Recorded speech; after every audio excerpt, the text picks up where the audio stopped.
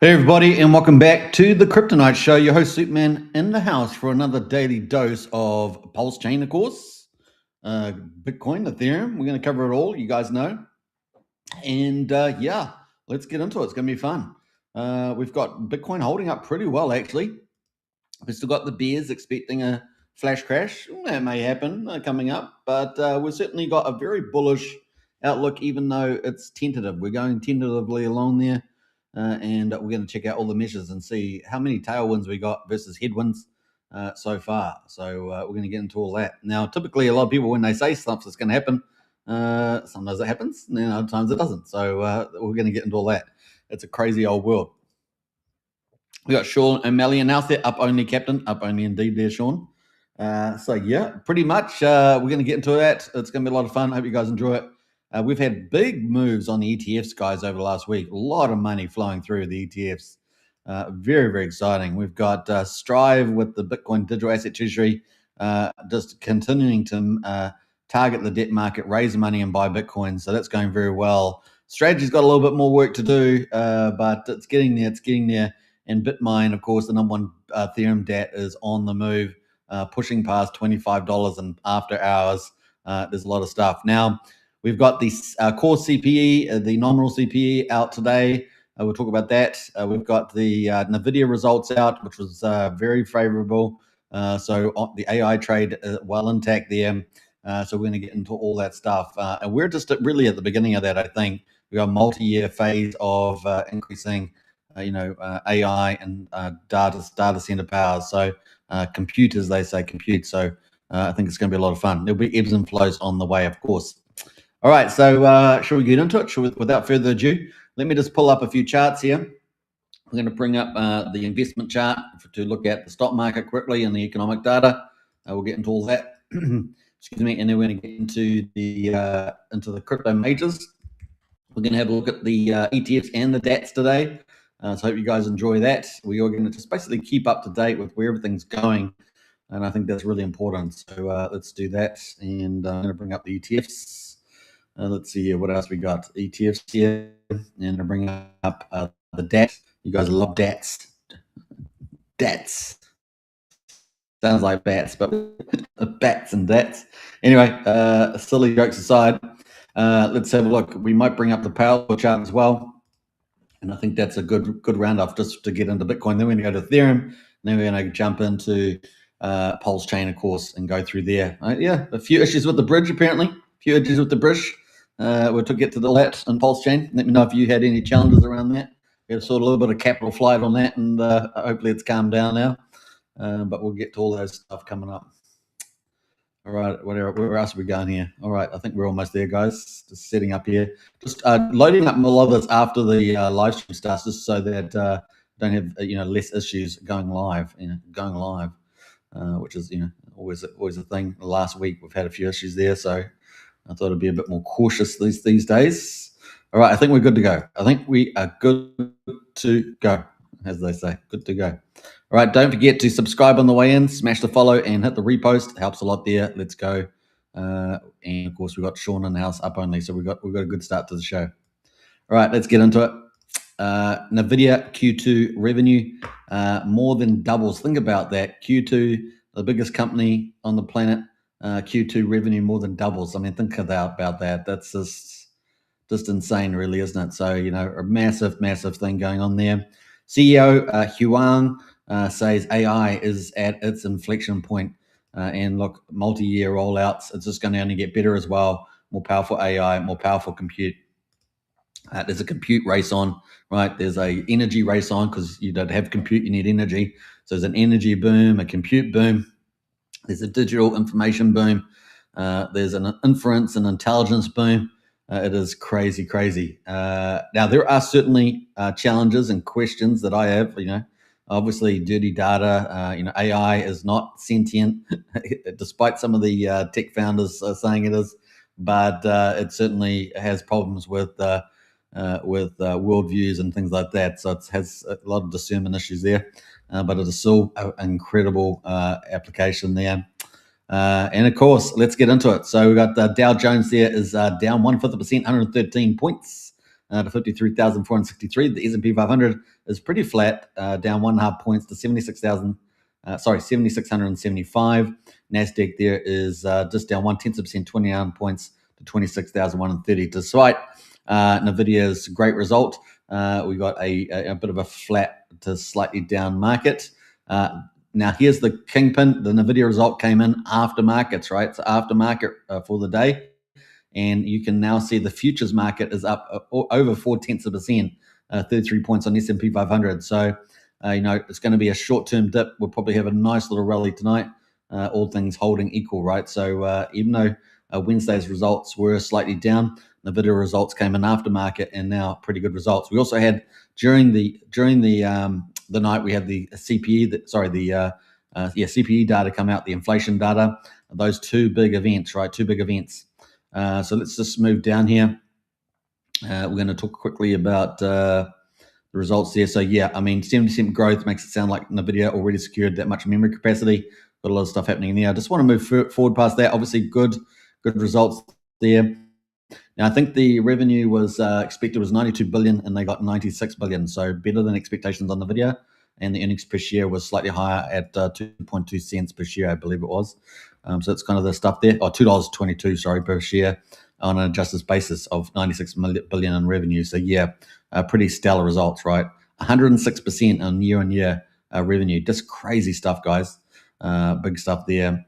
Demand is accelerating This time last year, one lab alone was driving the build out. Today, we have a golden age of new AI labs and startups, multiple frontier labs scaling in parallel, a thriving open model ecosystem, and a physical AI coming online. That's the terrifying part, right? They make out like it's real good. The physical AI coming on, that is terrifying, guys, with strong momentum across the US and around the world. The AI infrastructure build out is full steam.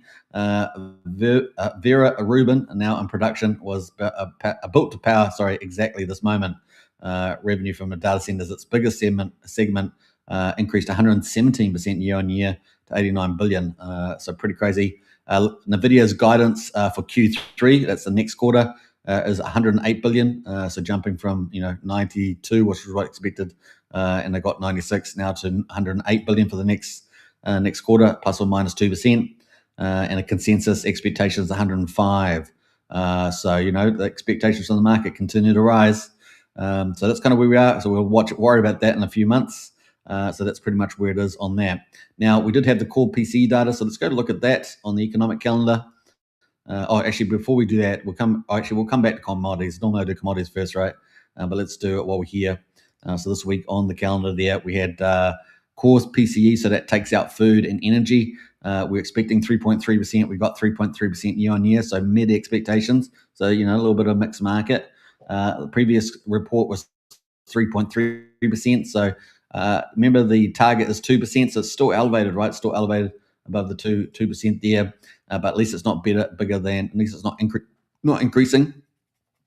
GDP also came in at 1.5% to 1.5% for the quarter, Q2, down from last quarter, at 2.1%. So that's kind of where we are right now on the inflation there. So pretty much muted story, below the still above the 2%, but not really that hawkish, I would say.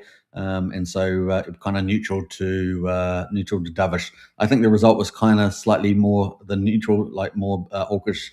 But I still think that we're probably going to get no change there. Let's see what the market thinks. I'm expecting the interest rates to move dovish over the year, and so far that's come about halfway. Let's see here. So Fed rate monitor. Let's go check out what the market thinks. 2 weeks and 2 days and 16 hours to go until the next Fed meeting on the 16th. So we're counting down just under 3 weeks now. We've got 62% of the market expecting no change. I think that has risen.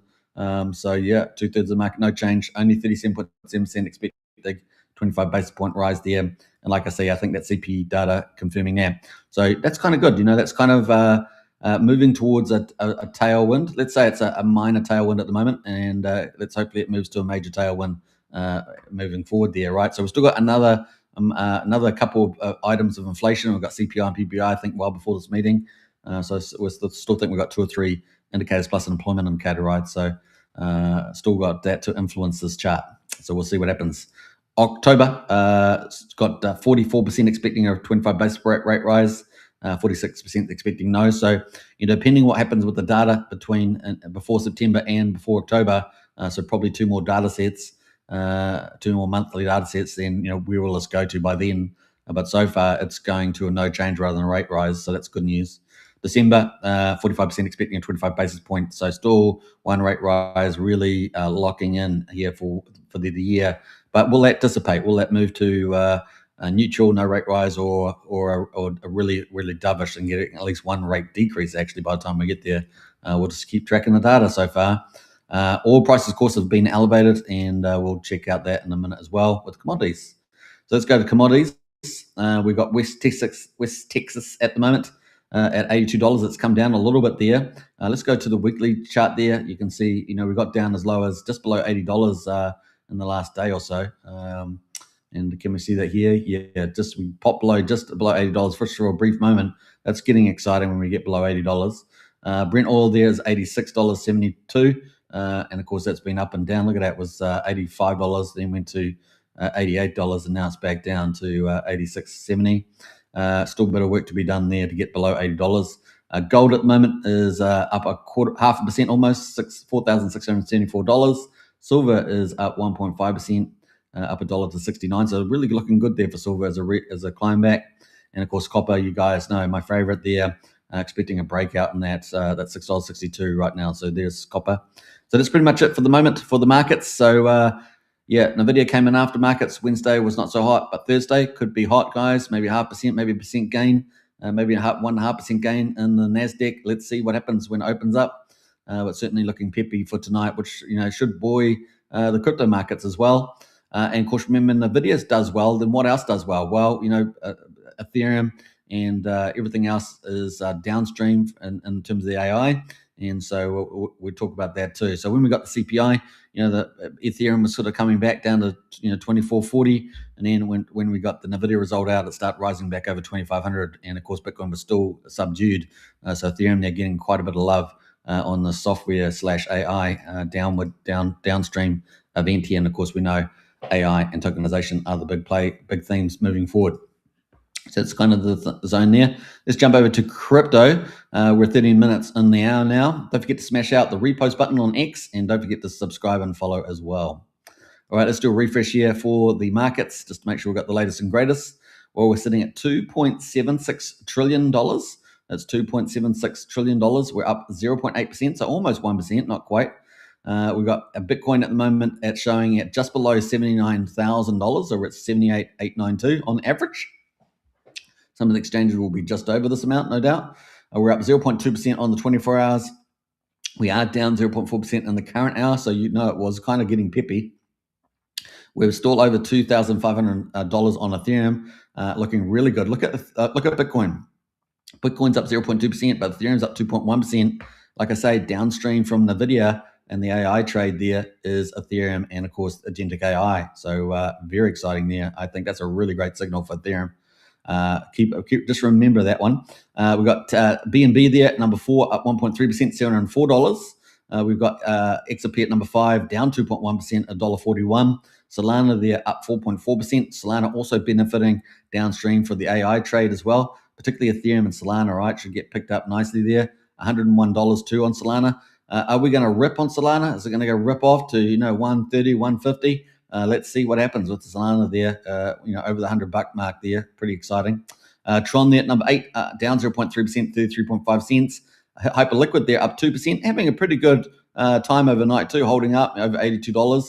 It's $81.77 right now, up 2%. And look what's come in. What has switched out here on the CoinGecko is that Zcash has flipped Dogecoin, guys. That is crazy. Now, I think that Dogecoin is waiting for Elon Musk and X Money Wallet to go full crypto, but that's further down the line, maybe further in a couple of months of this year. That's probably the Dogecoin play, and of course the general meme as well play. And we have seen Pepe and other meme coins, do quite well recently. But Zcash there is the privacy play, and of course been getting picked up by a lot of similar players that have been around Bitcoin for many years.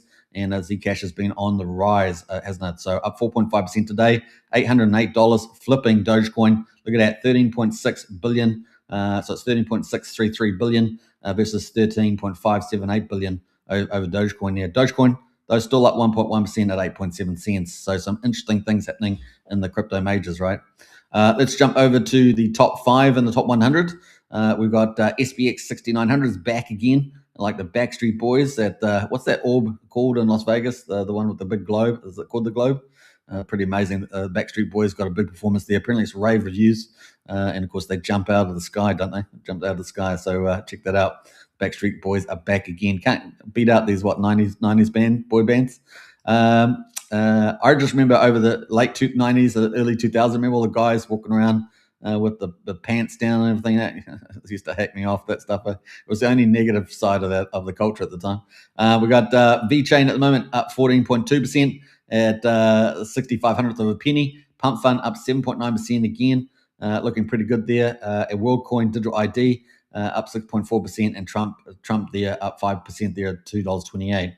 I don't think too many people cared too much now about that. Trump got a bit of a tailwind there from the Trump White House meeting, right? Maybe it's a bit of a FOMO there. So those are the top 5, and just below that, look at that. It's Zcash and Solana. How interesting is that, right? And I got to make honorable mention to Tau down here as well. Baptista Tau got to be one of the better plays in the AI space, right? Moving forward, Baptista Tau. So keep a lookout for that. Also, remember the chair of Nvidia there talking about the Tau experiment that they did on live TV. So all that.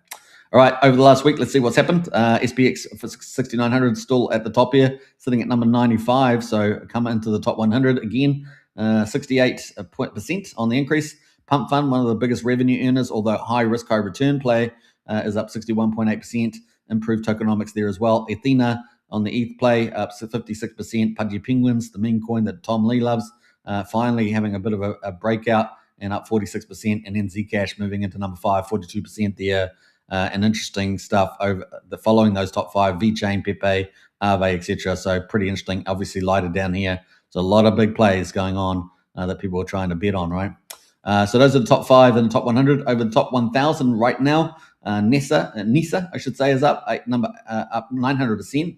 BitLayer up 280%, and Polyswarm up 262%. So those are the top 1,000 gainers right now. You can check them out in your own time to see what's driving those, but pretty massive gains. Trending overall, Pons, a cash cat from Solana, up to 30%. What a rebound on that. If you caught that, in fact, we covered that on live stream at the bottom, remember, said, oh man, this could be a good pickup. Well, that's been a wonderful play, isn't it, on the rise there.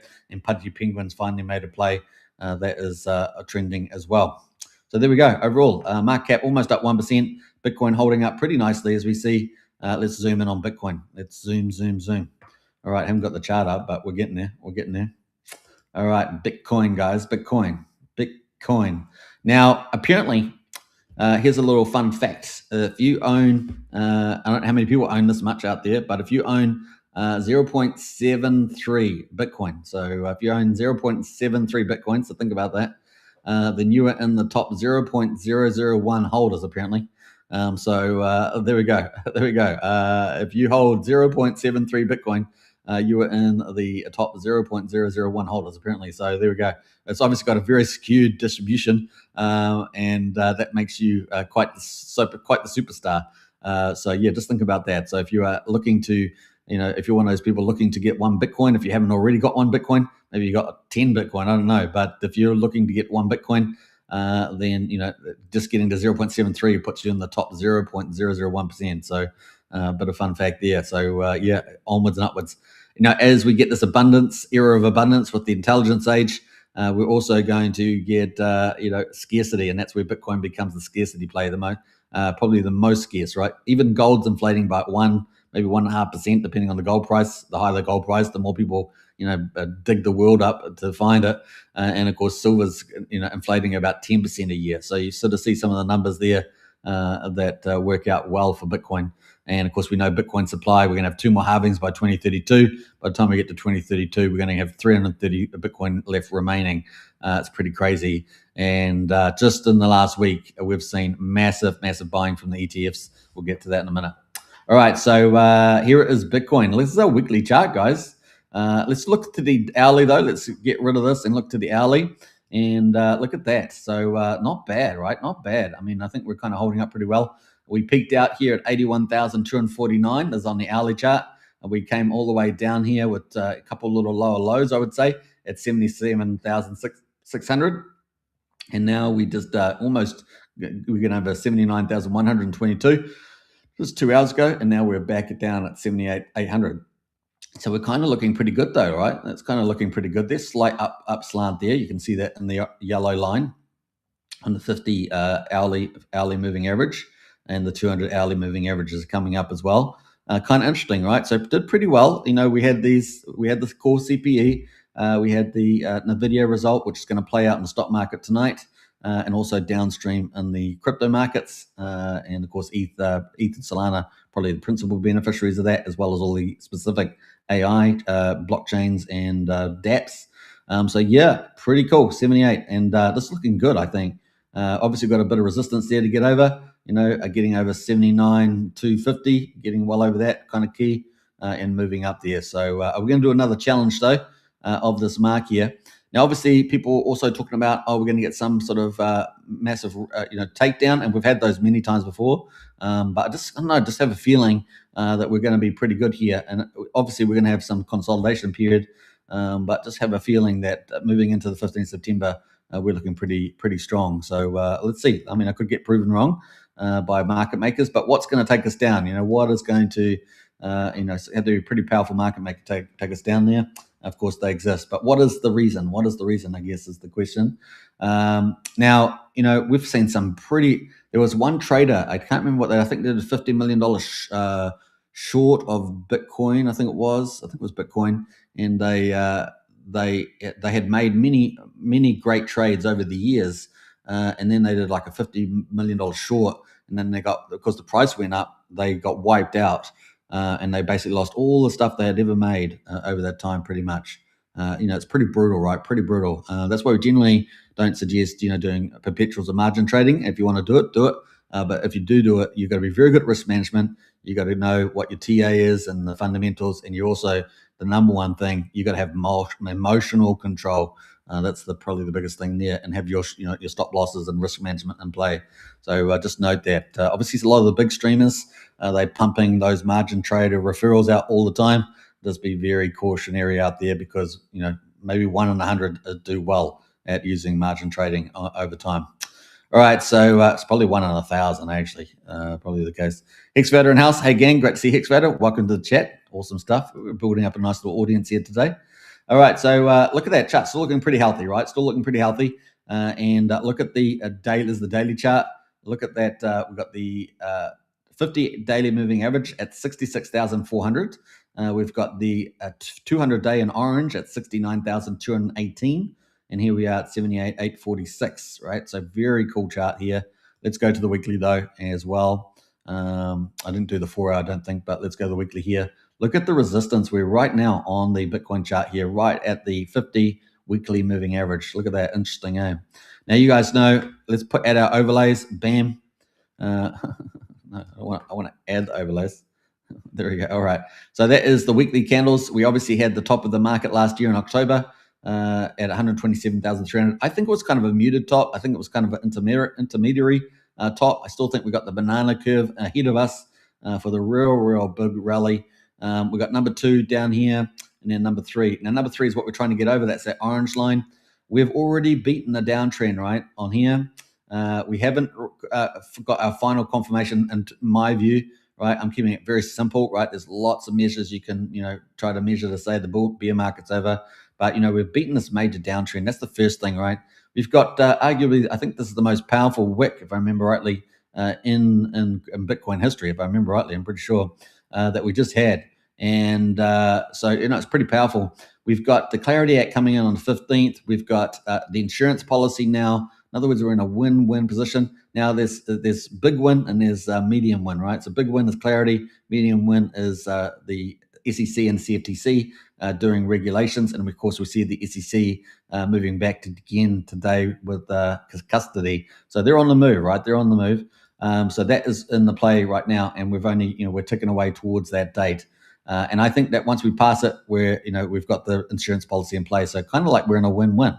And so at the moment, we have got the price here at 78,708, let's say 800, and we're trying to get over here, over this 50 moving average, which is now at $81,064.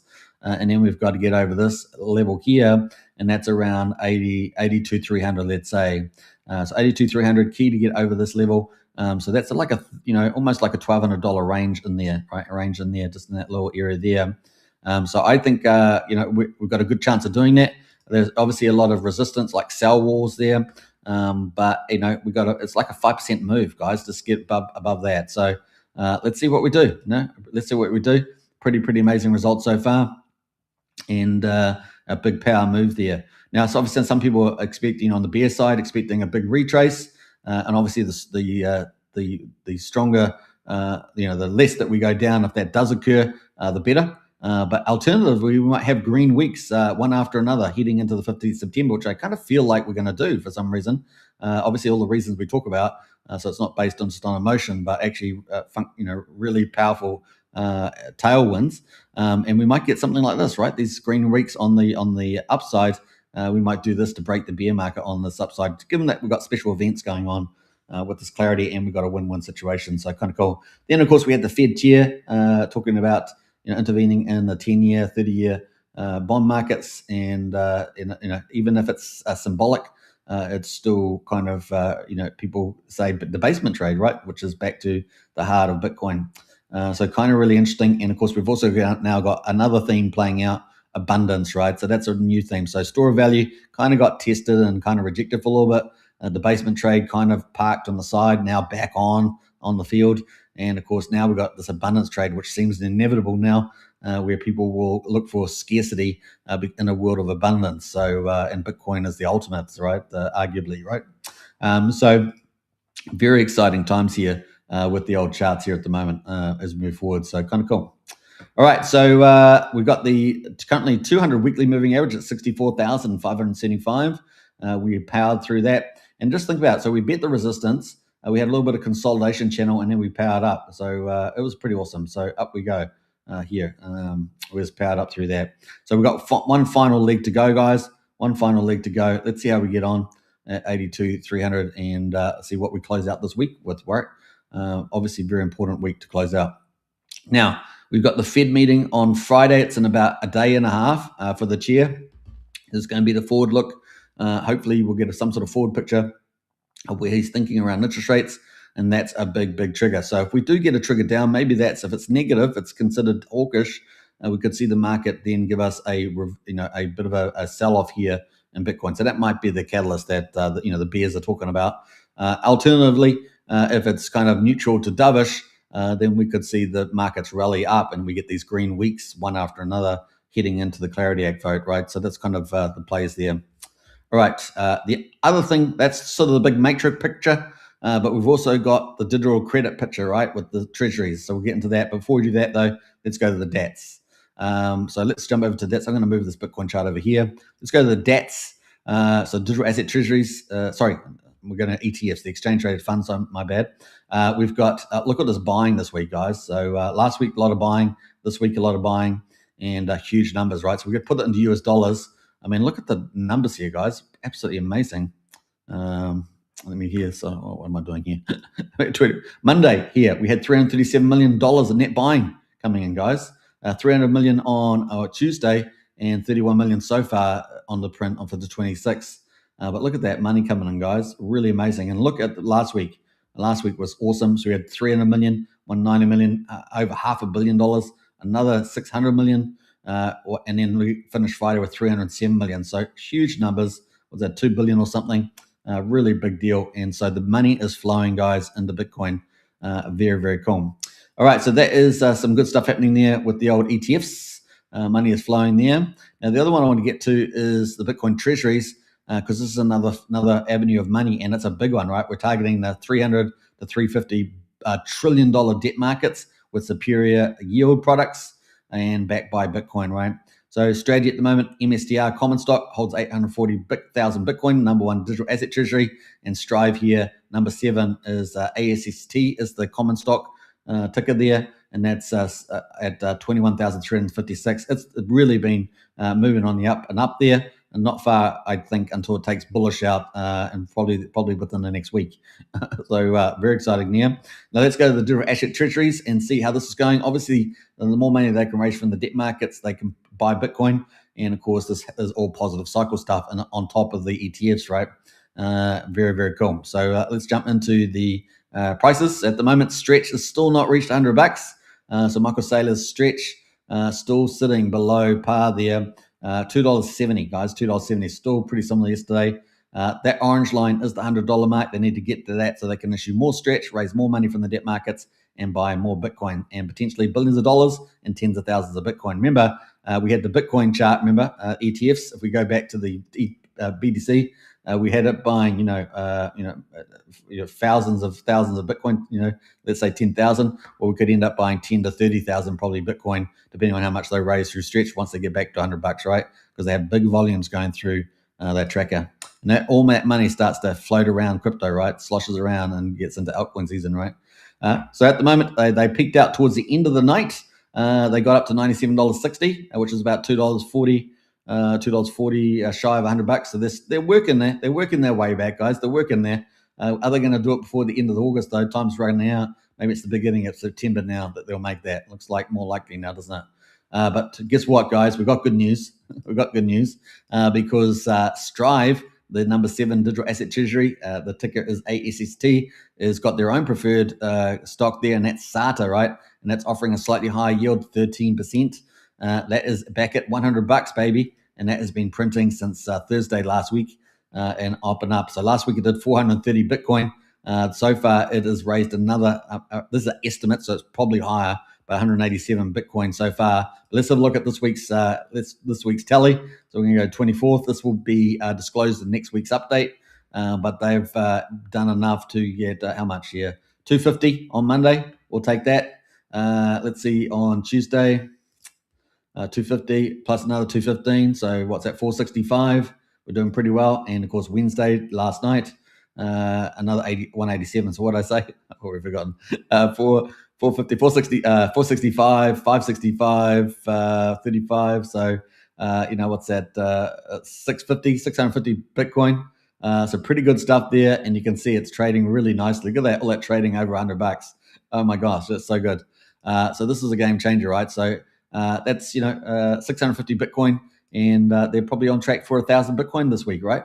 Last week they bought 1,100 with equity issuance for AST, and of course here we are again. So imagine that Strive's doing so well here. The price is going through the roof. I think it went over $22 on the common stock. And where are we going next for? Once we get strategy back at $100, and I'm sure it's going to get this very soon. Then they're going to be at scale against this, right? So they're not buying 1,000 Bitcoin, but buying 10,000 Bitcoin or something like that, right? So big numbers.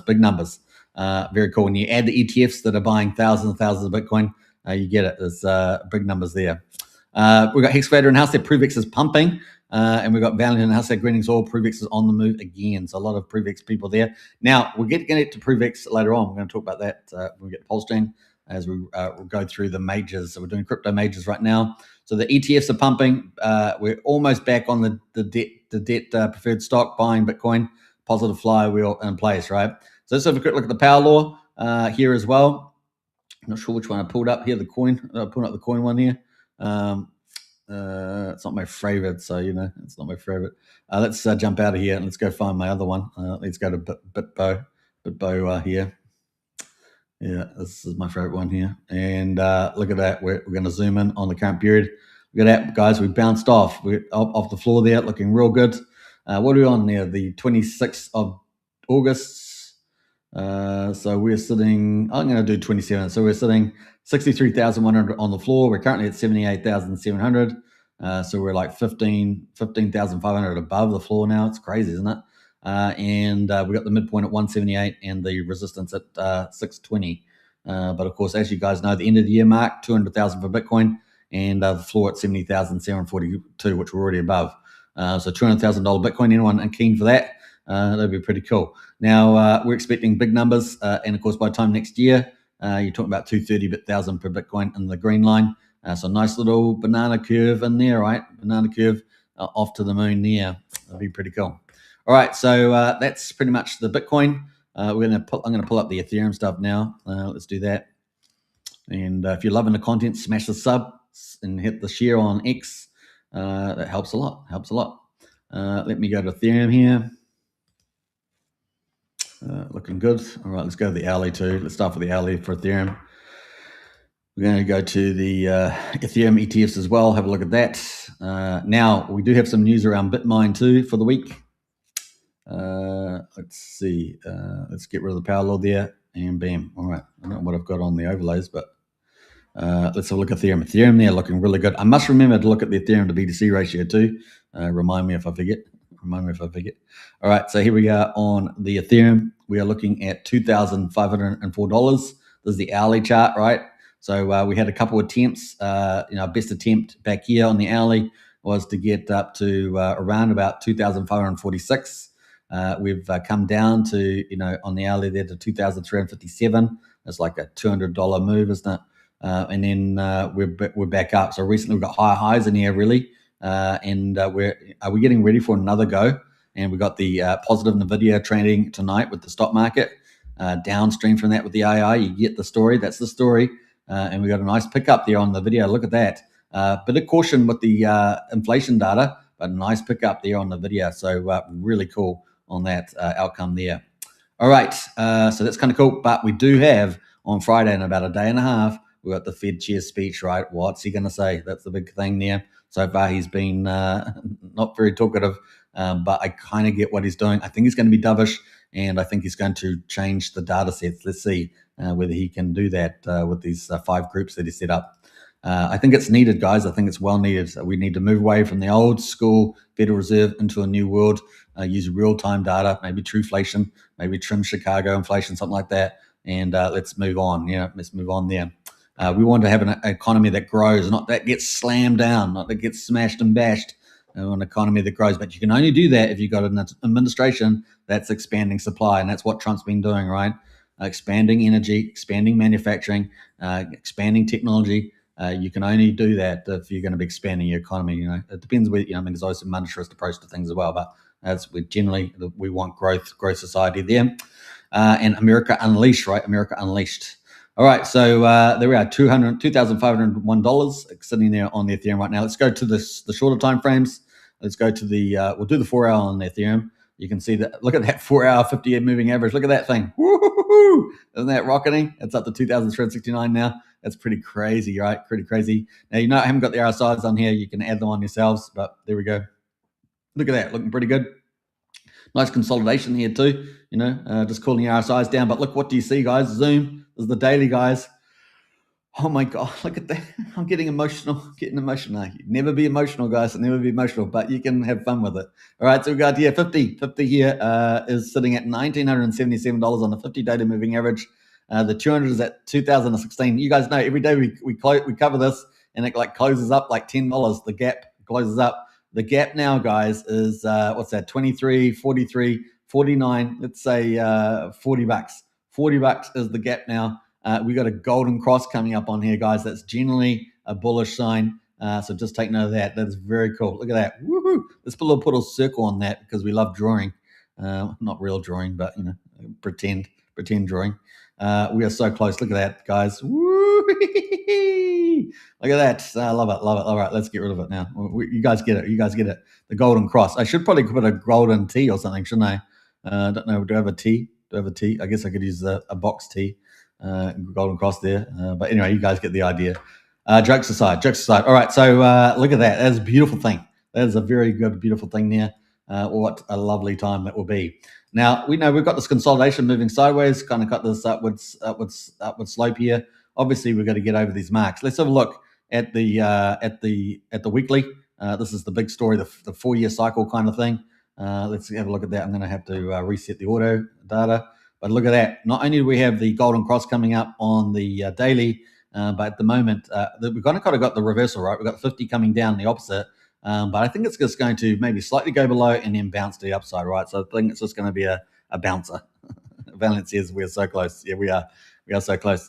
All right, so very cool. Let's getting up here. So we got the 200 weekly average. So it's kind of like the 4-year cycle, right?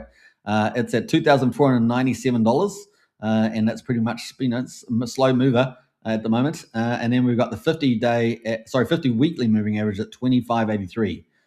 So there's not a lot of gap, right? There's only what's $81 gap between the 50-day there and where we are right now, and we're sitting on top of the 200 weekly moving average. Remember, it's we're $5 above, approximately $4 or $5 above the 200 weekly average, and we're only just below by about $81 from the 50 week moving average. So just a little bump there, a 3% move, guys, a 3% move. We got it, and it's all gold. So what do we say? We need a 5% move on Bitcoin, a 3% move on ETH. We've got a nice little move up there following Nvidia. We've got Nvidia opening up tonight, so we're looking good, I think, for tonight, guys, with the markets. I mean, what's the defeater, right? You're always saying, what's the headwind? And at the moment, this seems like another tailwind. In a day and a half, though, we're back to it. We've got another crossroad, right? Is it going to be a tailwind or is it going to be a headwind? And that is the Fed chair and what he says, if anything, about being dovish or so forth. So we'll see with that when it comes up to it. And no one knows. We don't know. We've got to wait. So far, I think he's moving dovish, and that's where I feel he's going. So we'll see. And the data's been relatively muted. So kind of cool. Very cool stuff, guys. And of course, look what we saw last year. You guys know it. We got the big move, right? Let me add the overlays there. Now, the overlays here, of course, we want to get over that circle. That's the area. And of course, last year, this is the comparison. 133 days, we did a 3.5x on stablecoins, Genius Act, on DATs coming in, the digital asset treasuries, tariff relief, and of course, a short cover, right? What kicked this off, right? See, this is a little bit different from the Bitcoin one. So we had the downtrend. We've beaten out the downtrend on the bear market. Then we had this consolidation area, and then pow up we came. And now we're on the final hurdle, guys. On Ethereum, we've already covered the third lower high. Unlike Bitcoin, which has still got to get over there with a 5% move, we've actually covered that already. Yeah, very exciting. Now, if we close this week above those areas too, that is another lock-in, right? So we're almost there, but not yet. We're over the 200 weekly. We close above that. You can say we've got a junction center here, crossroad of all these horizontal averages, the moving averages. It is very big deal this week. And so a nice close above that would be very important. Now, I think the close we need is above 2,600. Some people say 2,550, but I think 2,600 would be nice, giving us a bit of clear there. And then, of course, there's not a big gap of liquidity on the sell side and on the order books. And so we could power all the way up to 28 to 33,000 very quickly, guys, very quickly if we close this week. Let's say above 2,550, but I think between 2,600 to be safe. We're bow up we go and heading towards 3,000 very quickly there. There is quite a big sell gap there, 28K. I think 2,800 is kind of when we first hit that. Could be very exciting, guys. Very exciting there on the sell wall, just jumping up real quick. Instead of this bear case of sell off, we could have multiple weeks here. Given that we've got a very important SEC event and of course now insurance sitting in the background and liquidity event with the SEC, and then we're going to get with the Treasury, and then we're going to find out about the Fed on Friday. You kind of got to see it's a very important week this week. Again, 2 important weeks, but look, it looks like every week's important, doesn't it? Heading into that 15th of September mark there, even if the market hasn't priced it, which is a good thing, right? Market's not pricing that. Market's kind of saying, well, we're in a win-win. We can go up now, right? So kind of cool. And look what happened last year. And that wasn't even as powerful as what this year is in many ways, because now we've also got tokenization and agentic AI. We've got institutional adoption like crazy now in all the firms, and particularly the setup with Bitmine, the number one digital asset treasury. So they bought last week. They bought, I think it was close to 40,000 ETH. Now they've already bought yesterday. I think they bought another 20,000 ETH. And of course, their MNAV has been over 1, which means that they can go to the market. The timing has been perfect for Michael Saylor's strategy and perfect for Bitmine to be going to market for capital. And they also have the big liquidity as well, right? So it's a win-win. And they've been positioning themselves stronger there. And so upwards and onwards towards that 5%. So very exciting stuff there with Bitmine. And of course, they also listed in the Russell 1000, also on the big board.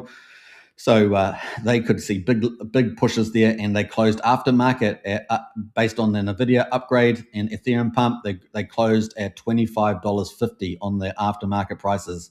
Fantastic. What are they going to open to tonight, guys? And they've got a big gap as well, all the way up to maybe the $28 to $30. Let's see what happens there. And of course, if Ethereum does decide to jump up, cross these marks by the end of the week, and we're up at going up to 28 to 33,000 in the bull case, then Bitmine's going to get re-rated dramatically there because the capital just flows, or thousands of institutions and wealth managers there flood into the Russell-backed. Tom Lee knows what he's doing, guys. Remember, he is a crossover genius from stock market to crypto. He's one of the early stock guys to get into crypto, and he's made a lot of his granny flat guys, the fund strat guys, very wealthy with the Bitcoin rise since the early days, right? So he's kind of the perfect guy, and access to capital, big time access to capital. And of course, Bitmine is now back over, I think, $15 billion. They've still got paper losses, right? I think we have to get up to about $3,100 or something like that. But that is very, very exciting. In fact, let's have a look at BM&R Rocks and have a look at Bitmine there. Bitmine is our leader in the industry now, right? So this is why we look at the big picture, guys, because the big picture is what's going to actually pump your bags. 89% of the big picture, the macro variables, the cycles, and of course the leaders in the industry and the key themes. Those are the four kind of macro components. That's why we look at them so intently, right? So that we're well informed. All right, so you see BM&R closed 24.91 on the regular hours, but actually closed, I think, at 25.50 on the post-market hours there on that Nvidia news. So we know tonight's could be pretty special, especially with the futures up on the S&P 500 up over almost at 0.5%. So it's exciting times. Keep a lookout for that, because those opening hours will open up. But we're probably about 6 hours away from pre-market, and then we're another, I don't know, maybe 11.5 hours from the regular hours. So keep a lookout for that. Obviously, tokenization's out there, and some of those meta stocks are trading anyway. So kind of cool. All right, so this shows the MNAV at 98, but we have had an MNAV of 1, and it's very exciting. And look at that close. So you got $25.31, but I have seen on the regular hours it was at $25.50. So up and up, and of course there's a big gap, could jump quickly to $28-30 very quickly there on Bitmine. Very exciting stuff, guys, very exciting. All right, so that's Ethereum looking pretty good at the crossroads. I think we're just wait. Once we get to 2,600, we close that on a weekly candle. I think the bear market's pretty much in for that, rather than a bear trap in the bear, a bull trap in the bear market. So we're at that crossroads, but Ethereum looking particularly strong, and tonight could be particularly juicy. And of course, the only thing that could take us down by the end of the week, arguably, maybe some profit taking in the weekend, but really maybe the Fed chair, right? So it's getting a little bit like that. Now, none of us know the future, right? So we're just playing a kind of a probability game. We're trying to get all the tailwinds versus the headwinds. We're playing all this sort of stuff here, but actually it's kind of shaping up real nicely, I think, so far. All right, and the strength of that power move, right, on that weekly candle was pretty impressive. All right, let's jump over to the ETFs. Well, ETFs are looking good too for Ethereum in particular. They're looking spectacular. I just can't believe the numbers here. So let's look at Monday. 47,000 Ethereum bought, guys. 47,000. I just told you that Bitmine bought another 20. And of course, we've got whales buying as well. And then look, Tuesday, 72,470 Ethereum bought up by the ETFs. Just one market participant, right? The ETFs, exchange traded funds. And then today so far, at least on Wednesday, 28,790 Ethereum bought up. It's just spectacular results. But look at last week, Thursday, 97,000, Friday, 79,000, and all last week, 97,000, 37. The ETH on exchanges is disappearing, guys. It is disappearing. Let's go have a look at the ETH on exchanges. Let's have a look here. Is it Glassnode? Well, I think Glassnode. Let's all look. Hopefully this is the right one. All right, this was not prepared beforehand. Not prepared beforehand. What the hell is this? That's not what I wanted. Okay, that's not the one I'm after, guys. Where's the one that I'm after? Let me just switch charts here and let me go hunt it down. ETH on exchanges. I had it up the other day, so what's happened there? We haven't bought it up that much. That's probably why I haven't have it on my presets here. Is that the one? Or maybe this is the one, Crypto Quant. Yeah, Crypto Quant, I think is the one I normally look at. Yes, it is, sir. Crypto Quant. Let's have a look at the ETH chart there. Coming back. Hey, we got Diamond Hand in the house. Hey, big shout there. Big thumbs up to you, man. Big thumbs up. Don't forget, if you're loving the content, don't forget to smash the subscribe on YouTube. We're streaming on 3 YouTube channels. And of course, if you're on X, we're also streaming there as well, X Live. And if you're on X, don't forget to smash the follow. And importantly, smash the repost button, those 2 little arrows, share it around, right? We are the largest PulseChain influencer channel doing the most comprehensive coverage. In fact, I think we're the only one that does comprehensive coverage. In other words, we go through all the top 100 on PulseChain. We cover the key issues and the key project rollouts. Very, very cool. So if you love that, share the word. Share the word. All right, let's get back into the Ethereum chart as we move on. Move on there. A bit of stuff there. Look at this ETH here down, pretty awesome. We're down to 15,060,000 ETH on exchanges, guys. Remember when the DATs came in back last year, June last year? We were up at 21.25 million. We're all the way down now to 15 million, and I think we're going below this very quickly. Actually, we're down to 15,005,000 ETH, guys. We are just about to go below 15 mil. So that's a 6.25 million lower ETH on exchanges since just June last year. So we're talking about, 11 months or something. Isn't that crazy? 12 months. So huge stuff there. And look at the price of ETH rising up there, guys. Watch that chart up to the upside, right? So we've got ETFs coming in. We've got DATs coming in, right? Buying more. We've got the whales coming in. They came in quite early. They're coming in. So we've got all these players. We've got obviously retail buying up some stuff.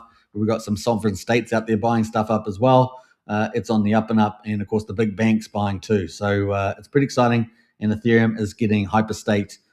We saw that's up at 2.2 million ETH going in right now. No ETH wanting to come out. I think 1 ETH guy, 32 million. 32 ETH coming out. So everyone wants to stake. Exchanges, all the ETHs getting bought up. The exchanges are, the balances are going down. It's up and away, right? It's up and away. And of course, we got this AI theme as well playing out, as well as tokenization. It's a good time in the old cryptos. All right, that's pretty cool. Let's jump away. So that is looking good, guys. Everything holding up very nicely on the Ethereum there. So that's going to lead us into PulseChain. And everyone's talking about ProveX in the chat there. So we're going to talk about that too today. We're going to talk about that today. Wouldn't it be funny if there's anything I didn't talk about? It would be kind of stupid though, wouldn't it? It would be funny, but not in a dark humor type of way. Dark humor. We got Q quantifiable in the house there. Let's go, baby. RH has some new tweets for a BTC, guys, and Pulse update. We'll go check that out. We'll check that out. And Valiant says, Superman, reminder ETH BTC. Hey, thanks, man. I appreciate that. See, Valiant comes in every day. Every day he comes in. He gives me the rock and roll. So let's go back. We're going to do the ETH BTC ratio. Thanks very much for that. It's always encouraging when someone reminds me of that. And let's go find it. So ETH BTC. This has been very exciting, hasn't it? The ETH BTC there. Let's go. There's so many things I didn't talk about on this charts, but we could prattle on for at least an hour there on the key stuff there. But we're going to get into PulseChain and see where that's going at the moment. All right, so let's get back here, and this is proudly sponsored by Valiant, and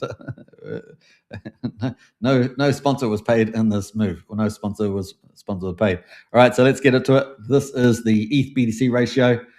Look, it's up, right? So you can see we came off the local bottom in June at 2.5%. So Ethereum was worth 2.5% of Bitcoin, and now we're up at almost 3.2%. We're not far away, and we're above the 50 weekly moving average. So we're on the up and up, right? Getting more valuable compared to Bitcoin.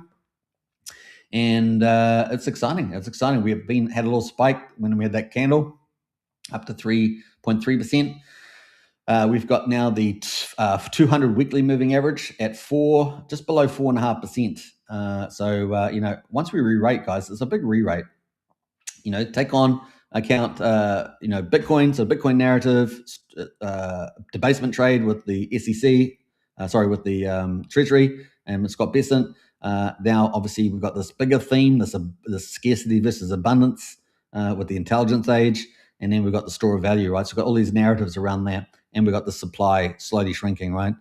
Very cool. So we've got lots of cool things happening with the Bitcoin, and maybe the Bitcoin reserve in the United States starts buying. Who knows? We'll see.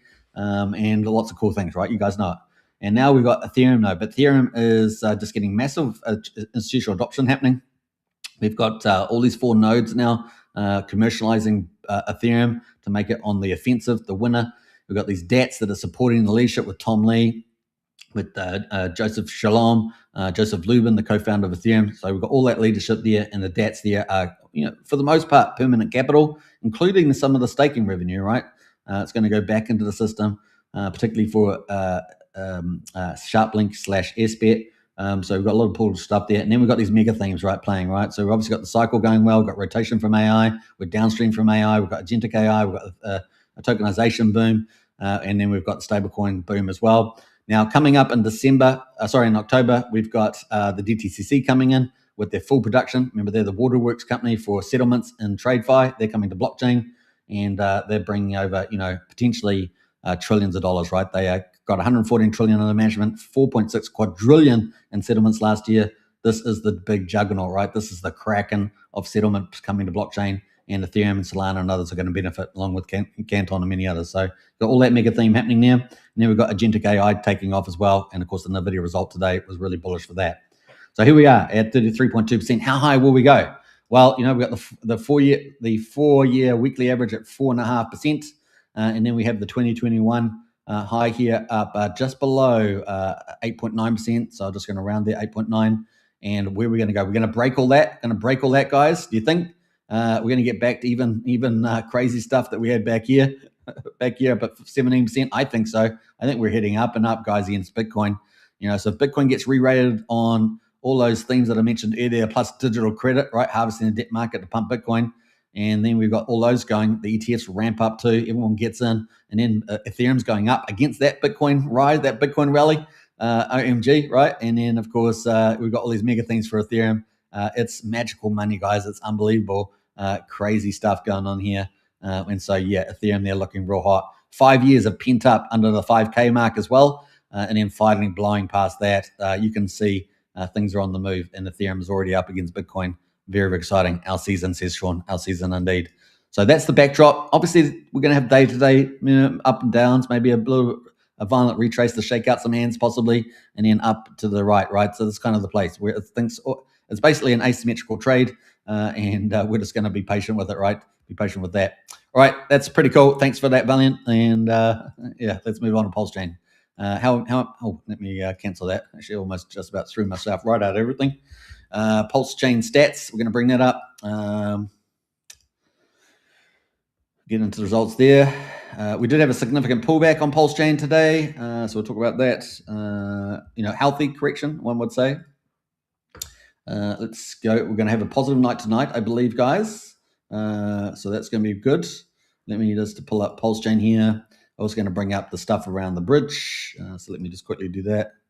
And then we'll get into some product launches like Liberty Swap. We'll do that too. Let me know anything else you guys want me to look at. Let me know. But that's kind of what where we're going to go to. And I'm just bringing up the last thing there around the bridges. Let me just pull it. Right, so let me just bring that up. All right, let me know what you guys are liking on PulseChain at the moment. So let me know what, obviously everyone's into ProveX right now, and why not? Looks fantastic. But let us know what else you guys have been liking on the chain there. Get in the comments, let us know. That'd be really appreciable, right? All right, so we've also got Richard Hart in the house about this. Boom. Let me just pull up some of these links here.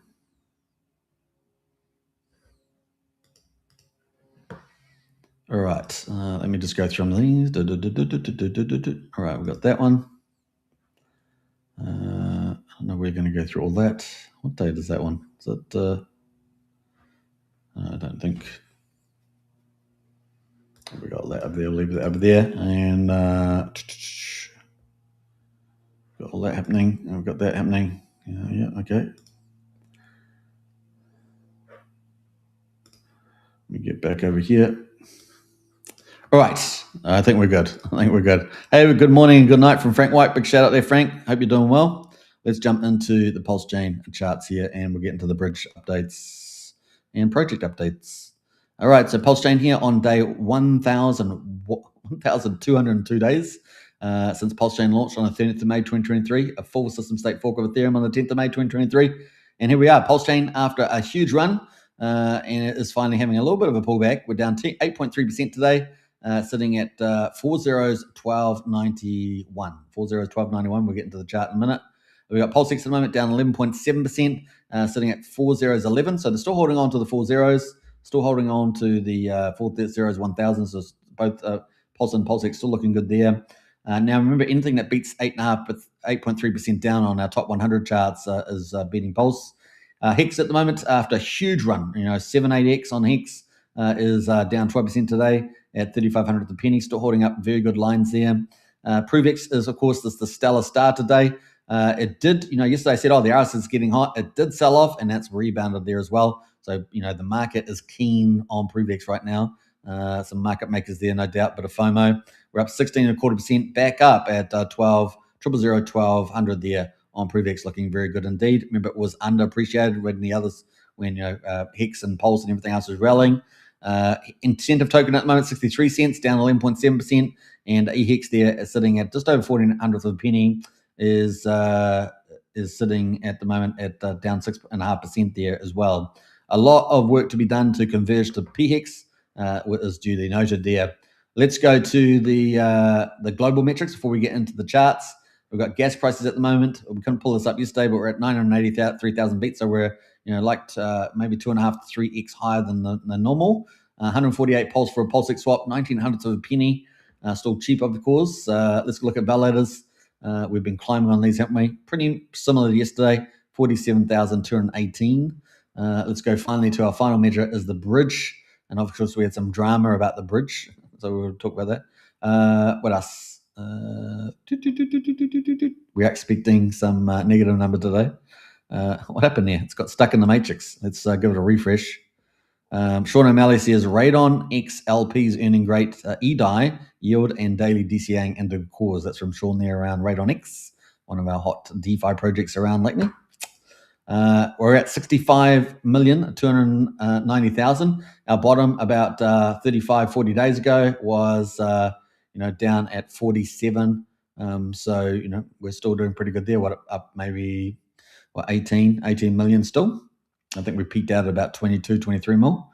So we're down 5% today, 0.5% for the 7 days, but still up almost 30% for the last 30 days in TVL. We do have a bit of a down day today, probably with the bridge issue there. 183K in, over 500,000 out there, and we're negative 342, 2,000 there on the outs. 80K USDC in, but 240K out, so 160 USDC out there today. Wrapped ETH 22 in, 24 out, so two loss of 2 ETH there. USD Tether 2K in, 161K out there on the USD Tether there. DAI 29 in, and I don't know what's out, but DAI sort of saving the day there a little bit. All right, that is the PulseChain global metrics. Let's jump into the PulseChain chart quickly. I'm not going to get too much into this, but let's get rid of the overlays and have a look at the charts. So we pretty much got resistance at the 50 weekly moving average of 1527. We hit it twice now. We have a nice little cool off here. Probably a good thing. Let's look at the RSI. RSI was at 63, not overbought at all in the weekly. Of course, we've got plenty of room after those 11 red months. We're down at 57, so it gives us a bit more fuel to move higher. Let's look at the daily. Daily's come off here as well, so we did peak out, and the RSI pretty reliable, right? Was up at 85, come back down to 60, so we're now not overbought anymore. Still kind of in the middle of ground there, getting ready for the next rise, and the stochastic come all the way down to 15, below 20. So we've got a good chance of a move back up here. Got good support on the 21 daily moving average at 1184. So let's just say 40 is 1200. And so obviously that gives us good support for moving up here, and the RSI is cooling off on the shorter time frames daily. And of course the 4 hour, look at that, all the way down at 40, and the stochastic's down there. So we're looking good for a nice recovery here. And we've got the NASDAQ opening up tonight and all the positivity there with ETH lifting up. So I think we're looking pretty good for PulseChain. Nice little pullback, nice little cooling period, and get ready for the ramp up, I guess, is the play. That's a quick summary. Let's move on, and let's go to the top 100 here on PulseChain. And we've got 9.5 million in volume, so a good day in volume. I'm happy with these volumes. I hope you guys are too. Very fun. Now, the one thing I want to see with these volumes, of course, is continue to go up the ranks, and we're just slowly getting there, right? We started off by having, instead of having 2.5 to $3.5 million, which is kind of our bear market volume, we then jumped it to 6 million. Remember that quite a bit. Then we jumped up to 10 to 12 million. We come back to like 8 million, back up to 9.5. It's generally heading in the right direction. Very cool, whether it's a bull day or a bear day. And of course, the prices have been rallying big time, right? So at the moment, let's look at the volume at 9.5 million. PulseX sitting at number 2. Let's see how much that is. So it's a V2 DEX, 7.7 million, doing the bulk of it. 9mm. Remember, more buy and burn, I guess. 9mm back at $1 million trade volume. That's awesome, guys. Let's give that a magical twinkle because that's pretty good on the old 9mm. Our second biggest DEX is a V3 DEX.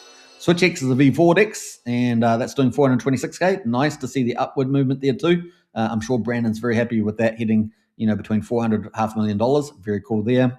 LibertySwap V3, of course, LibertySwap, our big Kraken developer, 266, not bad. Still doing pretty good, 250 to 300, let's say. And it's nice to see that in that zone. Obviously, we want to get it back up to 500,000 or so.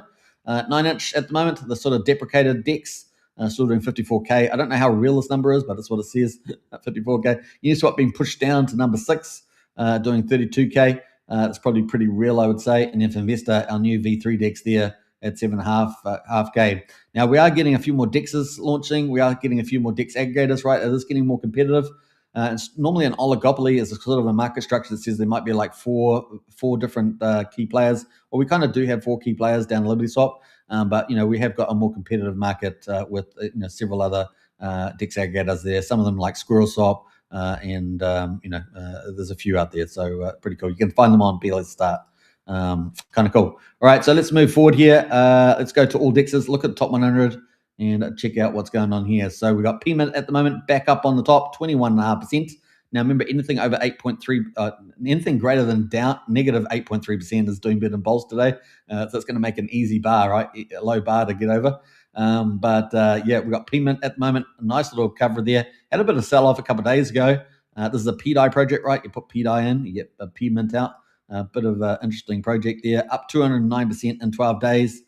Then had a bit of a sell-off down to 133%, and now it's back up at 176 gains, so 2.7x, I should say. It's sitting at 0.5%, so it's gone from 2.7 cents to 7.5 cents, so not bad there with the old PMINT there. And the volumes, how are the volumes gone? Maybe around 8, was that 8 to 10, is it? Something like that. Where's my bot? It's not even showing on here because I couldn't see it. 12,000 was the peak there on that sell candle. Back up at about 8.5. So there we go. Remember, most plays on PulseChain are retail plays. We have only a certain amount that do 100K volume or more. But as prices increase and as activity increases, that all goes up, right? And we get more and more that are doing 100K plus volumes. Not PMINT today, but you get the idea. All right, so let's get back to that's number 1 today. ProveX, a crowd favorite apparently. crowd favorite today. Let's go through the crowd. Let's see. We came all the way back up here. Hexfader, ProveX is pumping. It sure is. Look at that. It's dominating. Pair number 3 to number 7. Now, this Mule and this Nana X are all just kind of scam coins, so I'll just ignore those. But PulseX, PulseDie, etc., looking pretty good. We got, who else was a ProveX Maxi? Sean, ProveX for the win. Yeah, ProveX for the win there. Who else was there in the chat there today? See, I said I'd come back around. So we've got a couple of diehard ProveXs there, and they're doing really well. Their bags are pumping. And that's what we like to see, right? That's what crypto's about. Community and pumping. That's pretty much it of the coins. So ProveX there looking pretty good. Let's look at the biggest pair. We're going to come down to USDC. It's a 1.3 million in the LP there for that one. And let's look at the chart. Whoa, looking pretty good. Let's go to the hourly chart. So when was I doing my live stream? 11 o'clock. Yeah, pretty much 11. So I did my live stream around here, remember? And then we got the sell-off, boom, just after the show. So that's my bad. I apologize, guys. I should have never said the RSI was hot and it was going to sell off, but it did. And then, of course, it decided to recover as well. So that was a good thing for that. So, I was right one moment and then not wrong the next moment. Not right. I was right one moment and not wrong the next moment. It recovered there. All right, so we got cool. It's cool, bit of fun. Let's go to the daily there. The RSI is running super hot today. I don't know, guys. It's running super hot again. So there we go. We're at this level here. So we're at 93 on the daily, guys. I mean, that's pretty damn hot, right? And we're right up here at, what's it, 3 zeros, 1200, just shy of that. with a high of 12.15. So we're at 11.87 with 3 zeros. We lost the zero, right? That the yellow line. So yeah, and the averages are moving up there. Let's have a look at the 4 hour. How much room? Well, we've got room to move on the hour. I think we could go hotter. We could go hotter. Damn hot. It's going to be damn hot, but not for long. Not for long. I'm sure it's got to catch up with itself. And the weekly, guys, is elevated and has moved into the overbought at 71. So, you might probably got a little bit more room. You maxis, but just take note. It is damn hot there on that RSI. Now, is some market maker just going to keep pumping it up? I don't know about that. The volumes are lifted, but they're not like insane. It's a big heading towards $1 million volume on the main pair. So it's getting there. All right, so one of the Richard cores, ProveX, of course, is ZK technology, peer-to-peer, and of course, it looks like it's getting adoption there slowly and surely. We know that who's adopted it so far. We know that Vault 369 is adopted as an input token. It's before that, Kairos adopted it, right? The zero knowledge printer, a DeFi solution where you earn ProveX. That was signed the early, and now we've got LibertySwap talking about adoption of ProveX, probably the main mover, to be fair, right? Because that's the bridge and all the water flows of crypto. So really starting to get adoption there too, and pretty exciting. So some good stuff happening there on the old ProveX. That's it all the way down to number 8. Let's get to number 9. P Tiger, he roars again. So P Tiger, an influence on X, it is up 11% there. Apparently, been doing TikTok videos. I'll be surprised if that's actually bringing in new users. So it might be in a few, but TikTok audience is pretty out there. Let's just say we got Christos and there. Good morning, Superman. Good to see you, Christos. Big shout out. We'll take it, says Valiant. We'll take it. Yeah, you'll take that 20%, that 50%. You'll take it on an hourly basis. On an hourly basis, says Valiant. Yeah. All right, so we're looking good there. We're currently on P Tiger. We're at 87 hundredths of a penny. It's heading towards 1 cent, guys. The closest attempt was a few days ago. Got to now 97 hundredths of a penny, and it's on the up and up. Now it's got a pretty skewed distribution of holders, and of course, including P Tiger. I think he holds a big bulk of it, so just take note. But the sellers have let it ride, right? The holders have let it ride, not the sellers. It's up 2,000. I'm just going to round it, right? 2,500% inside 32 days. So 2,500%. That's a 26x your money. So $100 becomes $2,600. So this is kind of almost hex like, right? So pretty cool. 2,500% there. What nice gains. And if it gets to 1 cent, which is just above it, that's a 30x, a 31x. So let's say just under 31x on that. So up and up. But look how hot the damn RSI is. You got to say those holders, mate, they must hold a damn lot of the supply. I'm not going to go through the supply holders, but that is doing pretty impressive, right?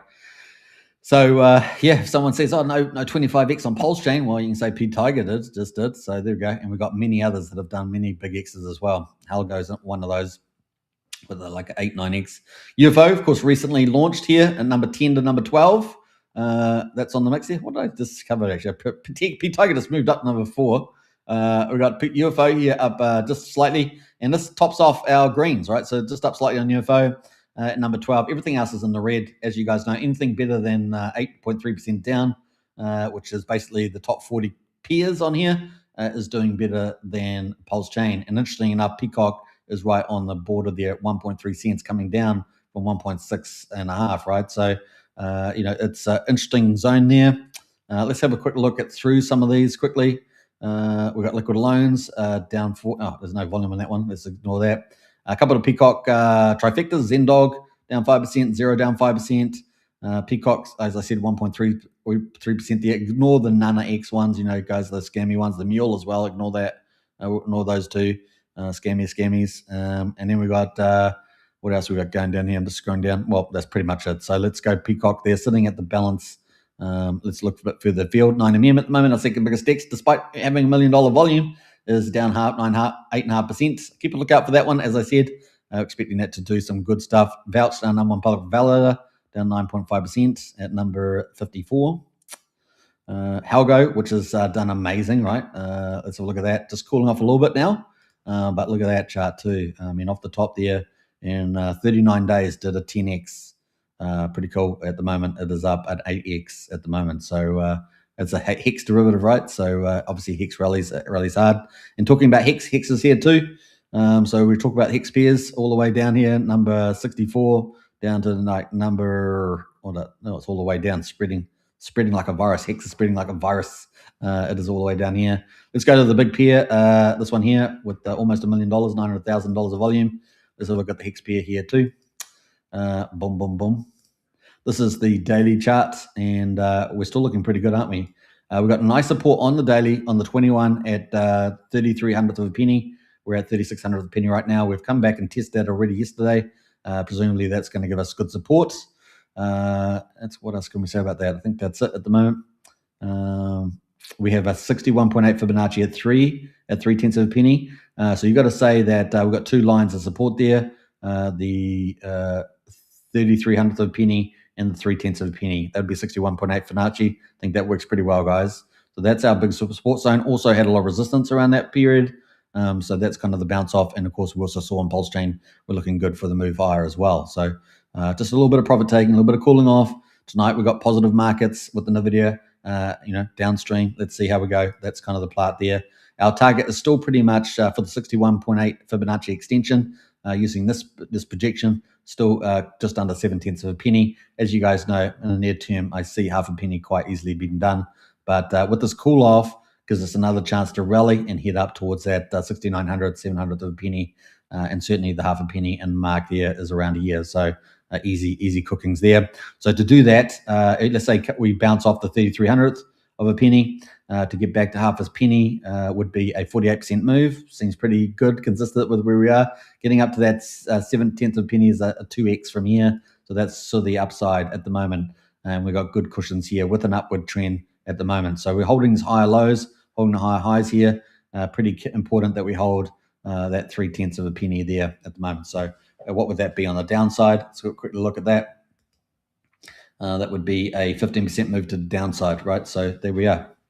All right, what else? Let's go to the weekly there. Oh, actually, let's go back to daily. Let's add the RSI on. RSI has cooled off, guys, on the day. This is great news. We knew it had to cool down, and near at 57. And, of course, we've got the stochastic way down at 8.7. So looking really good on X, I think. 4 hour to get some confirmation. RSI is all the way down on 41. And, of course, look at it's just crossing back up on the stochastic here. So I think, we'll auto-log that, but I think Hex is looking good there at the moment. So that cool off, just perfect. That uptrend intact. And then we'll look at the weekly. Weekly is kind of elevated, 64, cooled off. The RSI is kind of hot there as well, but given the shorter time frames, I think we're still looking pretty good for this 47 to half a penny mark, and then the 7/10 of a penny.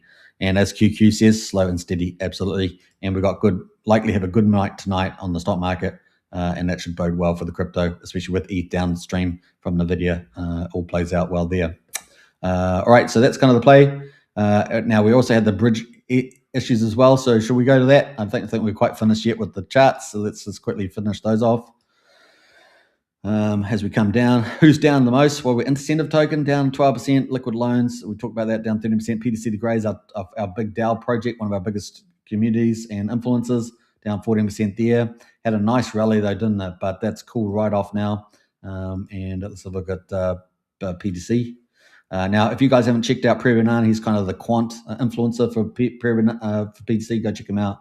He knows this thing inside out, right? He's lives and breathes PTC. Don't let him through the front door. No, just kidding. But we got the upside there. All right, so there we go. That's the funny things we say on live stream. But we're up 1,200% and still up 1 to 30%. So this is a really nice rally. 38 days, a 3x, and then still up 130%, so 2.3x. And just cooling off, really, isn't it? For the upside, the RSI down to 50, and on the 4 hour, what's it looking like? Way down the bottom here, almost an oversold. So kind of looking like a good zone for steady here. And if we look on the 4 hourly, look at all those resistance levels. This could become very good support, guys. Getting ready to bounce on the RSI there, 4 hour and daily, looking real good. So probably round 2 for PTC. And if we get those bounces on Pulse and Hex, looking good too, right? So good support there at 4/10 of a penny, at 8,400 of a penny right now. RSI on the weekly down at 48. So, pretty healthy looking, isn't it, for the PTC, the Grays? And I'm sure Pierre Renard would agree. Hashtag. All right, so we got some updates, some news, some trouble over the bridges. Now, I was sleeping during this time, guys. It's all Americans that are having all this drama. Wake up to American drama. We got Richard Hart comes out here. This is 11 o'clock. So what time is this? This is an hour ago. Is what day is it? Yeah, hour ago is it? I think it's an hour ago, guys. He comes out. Bridge.pulsechain.com was updated to version 1.1.5. So I guess we have to share that around, don't we? We have to share that around. So that's from Richard Hart. Bridge to PulseChain. I don't know who these people are. I guess X is memeology, right? Memeology. All these animals, man. All these animals. When's the last time you've been over one of these bridges? It's crazy. They're crazy to go on. Everyone loves their puppies and animals, don't they? All right, so that is from Richard. Let's see what else he's got to say. So this is Richard, of course, the founder of PulseChain. There he is there, if you don't know him. Very few don't, of course, and that generally follow. What he said 1 hour ago, he says, now who pointed this out? Someone earlier here. QQ said RH has some new tweets and BTC guys and Pulse Date update. Yeah, nice one there, QQ. All right, so we got time to waste some time saving Bitcoin guys again. Time to waste some time saving Bitcoin guys again. This time, the Lightning guys. Apparently, Core Lightning has vulnerabilities that fixes aren't released for yet. You should take your node offline until they are. Also, why not look at a real network like PulseChain? Isn't that cool? So it was from Richard. Another hour ago, was this? He's looking at ProveX there. So for you ProveX maxis, very cool. 261% in 83 days. So there we go. ProveX update, Bitcoin caution there, and of course PulseChain bridge has been updated there. Pretty cool, and we've got lots of cool things in that, so that's neat. Bretep, of course, the PulseChain developer, he's in the house as well. Big shout out to him. He's a man of few words. So yeah, he's got move fast and break things. Working when the worst case is a broken button. Does not work when you're handling assets shipping without proper testing or code. So there's a little comment there. I thought he had an update on the side here. What do we got here? A note for services using public RPCs. Nothing there. Okay. I thought he had an update here as well. So I thought I saw something about that. Let me have a quick look.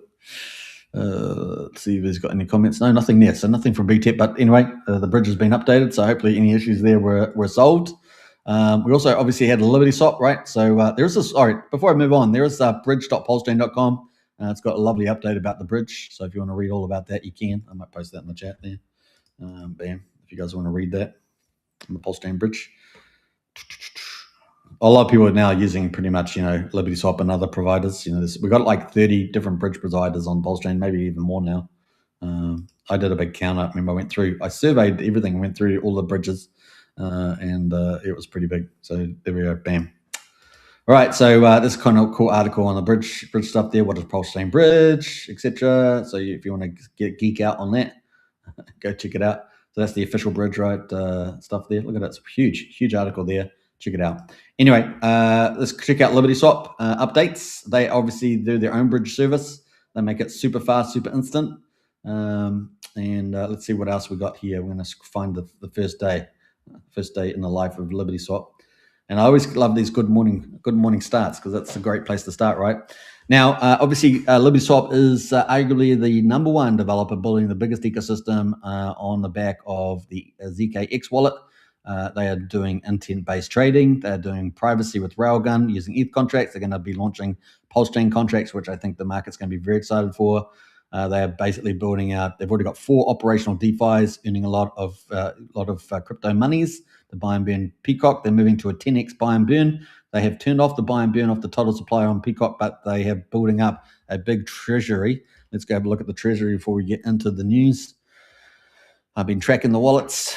So they are up to $17,300, guys, sitting in that treasury. And with Peacock coming back down to 1.3 cents or so, that means they're getting up to maybe 1.3 million, 1.45, somewhere in that ballpark of burning technology.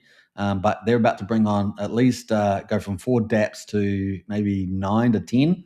And those are all, they're focusing on all the best and latest stuff that earns a lot of money and that is some of the best crypto technology and dApps out there. So, this is where Liberty Swap's going.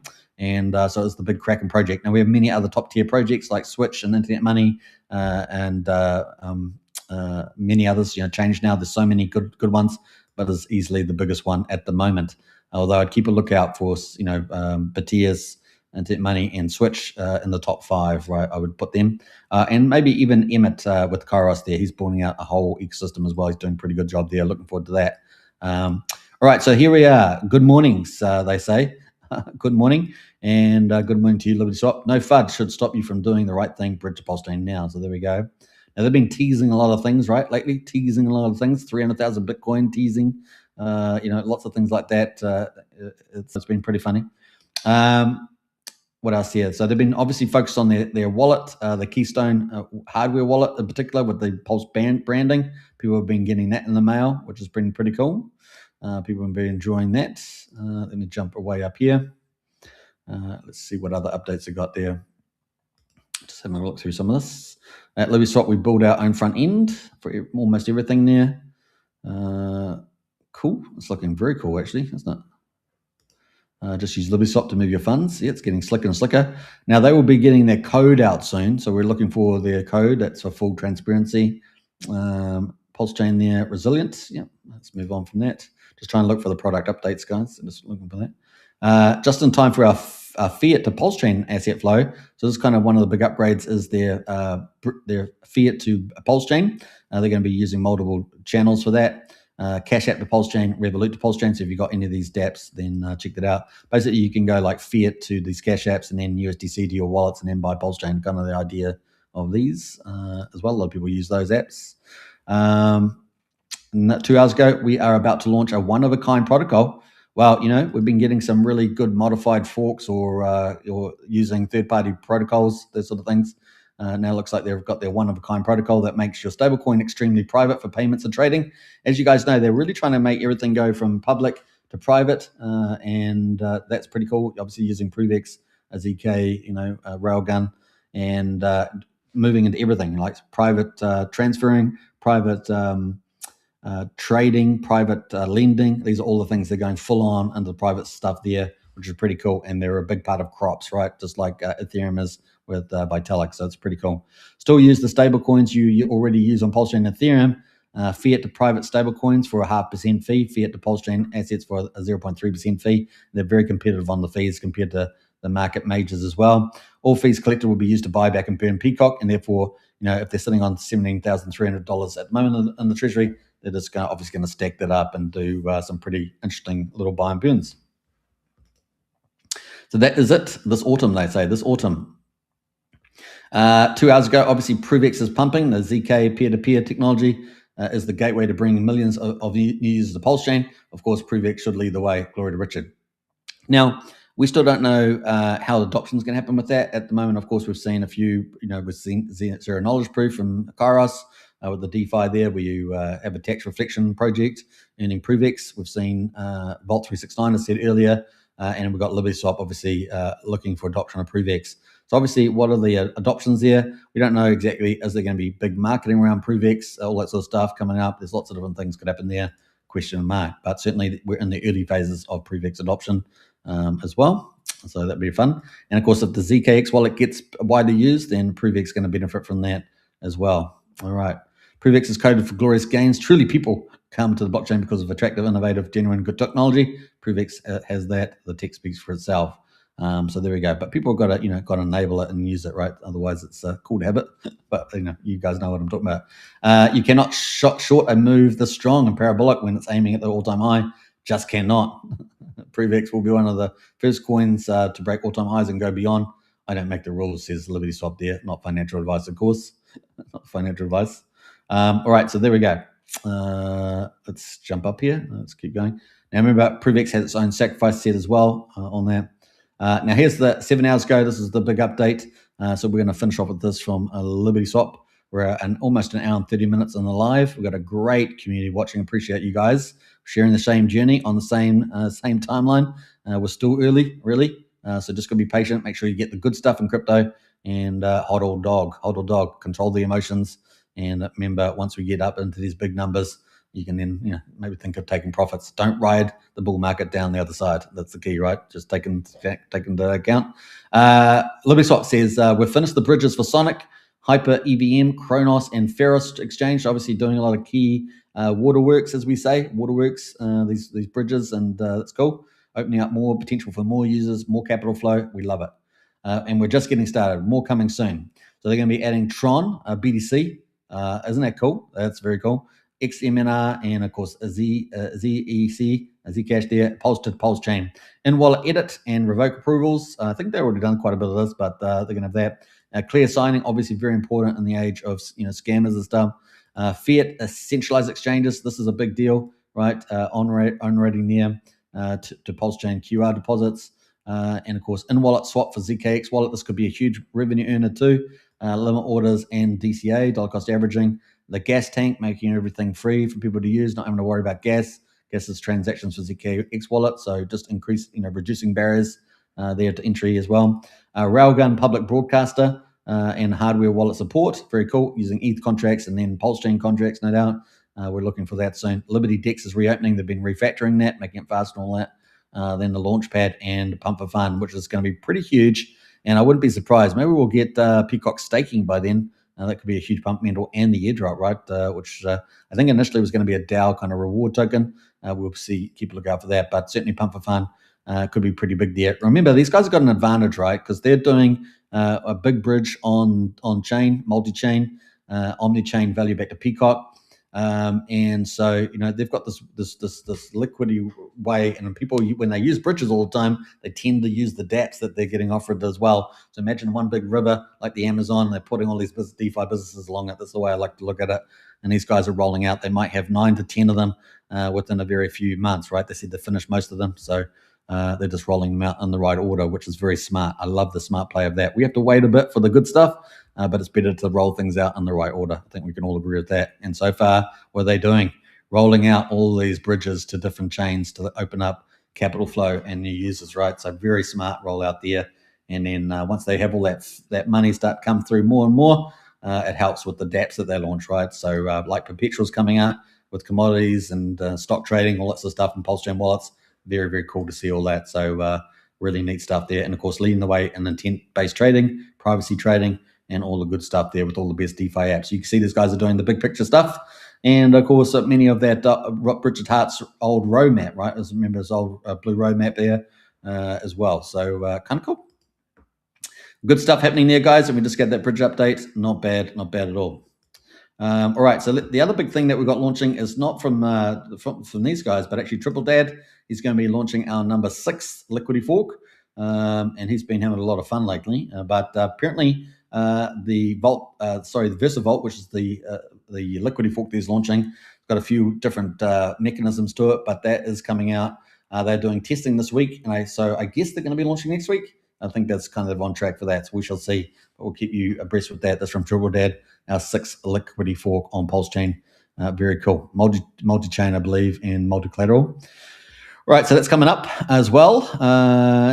All right, I think that's probably it at the moment. I think we'll leave it there. Let's see, what else? You guys got anything else that I haven't talked about at the moment? Let me know. I'm going to do a quick check here and see if I missed anything before we wrap up there. We're about an hour and 33 minutes on the hour. We've got a huge crowd watching. Appreciate that, everybody. And we're streaming on 3 YouTube channels and on X Live. And I guess you guys are getting excited. I think we're just having a cool off on those charts on PulseChain. We've got a nice opening for Nvidia tonight in the stock market. And then, good chance for a rally there and bouncing off some good support levels. So PulseChain looking pretty good there. What else? Let me just quickly check some of the stuff. Let's see. Look, the buy and burn on Pulse at the moment, it's burning about 1 billion Pulse, guys. 1 billion Pulse. Pretty crazy. And Liberty Swap, of course, the key one there. So I think I covered everything, guys. We covered the bridge upgrade. We've covered the buy. I just added in the buy and burn there, and we've covered a Liberty Swap. So not bad. And of course, we threw in VersaVault. We're excited about that liquidity fork too. So we're now in 35 minutes on the live. Hope you guys enjoyed the show. I'll catch you again tomorrow for another daily show as we cover PulseChain. And almost 7 years, guys, streaming virtually every day with a few days off for this and that. but on and up. The largest PulseChain influencer doing comprehensive coverage. We don't just do one chart or this chart. We do the whole thing, right? We cover project updates. We cover the top 100 peers. We cover it all, and any technical upgrades as well. We also do some technical live, so it's been a lot of fun. Hope you guys have enjoyed it. Through bear market and bull, we're here every day. We didn't go away. We stayed here, and we've been here sharing the journey. And that's the key, right? BFFs forever. BFFs. As always, many thanks for the info, Soapman. Hey, welcome, Valiant. Thanks for the reminder too on the ETH at the BTC. Keep a lookout, guys, for tonight. It's going to be pretty fun. Let me just have one more check of the futures market, see if it's still holding. Yeah, up over 0.5%. So we even got stronger since we're doing the live stream. We could have a really stellar night tonight. Keep a lookout for those ETH charts downstream of AI, and of course PulseChain downstream of ETH, and of course getting some good supports. We need a little bit of cool off, so it's kind of cool like that. QQ says you're the man, you're the man, and anyone in Previx is loving it right now. You guys are in the winning trade. Pretty cool, and it looks like it's pushing as hot as it can get on the outside. But man, let's see where it is tomorrow, because it is hot, hot, hot. All right, thank you, everybody. I'm going to go off into the cold now to cool off. All right, bye for now.